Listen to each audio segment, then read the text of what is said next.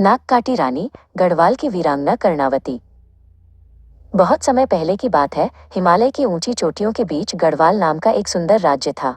वहां की रानी कर्णावती अपनी बुद्धिमानी और साहस के लिए जानी जाती थी।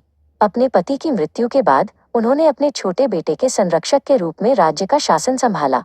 रानी केवल एक शासक ही नहीं, बल्कि गढ़वाल की रक्षक भी थी। उन दिनों दिल्ली पर मुगलों का शासन था। गढ़वाल की संपन्नता देख मुगल सेनापति नजाबत खान की नजरें उस राज्य पर टिक गईं।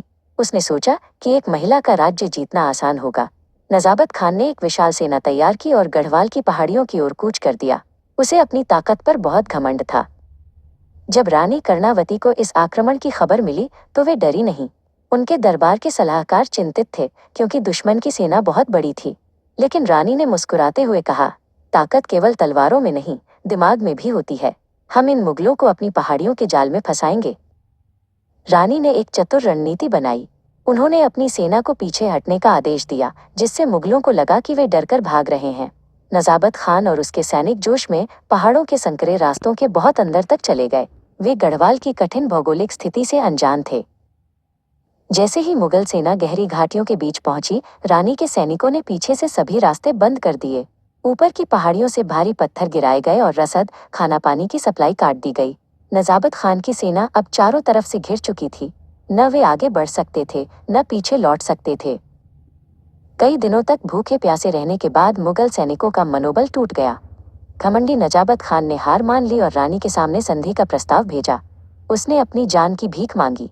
रानी कर्णावती चाहती तो उन सबका अंत कर सकती थी, लेकिन वे एक न्यायप्रिय शासक थी। रानी ने एक अनोखी शर्त रखी। उन्होंने कहा, मैं तुम्हें जीवन दान तो दूंगी, लेकिन तुम्हारी हार की निशानी दुनिया को देखनी चाहिए। तुम अपनी जान बचाकर जा सकते हो, लेकिन तुम्हें अपनी नाक कटवानी होगी। गढ़वाल में नाक कटना मान सम्मान खोने का प्रतीक था।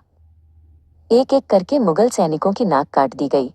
ये उनकी क्रूरता का नहीं, बल्कि उनके घमंड के चूर होने का दंड था। नजाबत खान और उसके सैनिक बिना नाक के वापस दिल्ली लौटे। उन्हें पूरी दुनिया में शर्मिंदगी का सामना करना पड़ा। मुगल साम्राज्य में किसी ने फिर कभी गढ़वाल की ओर आंख उठाकर नहीं देखा। इस ऐतिहासिक जीत के बाद रानी कर्णावती को नाक काटी रानी के नाम से पुकारा जाने लगा। उन्होंने साबित कर दिया कि गढ़वाल की रक्षा के लिए वे किसी भी हद तक जा सकती हैं। उनका छोटा बेटा पृथ्वी सिंह अपनी मां की वीरता को देखकर बड़ा हुआ और एक महान राजा बना।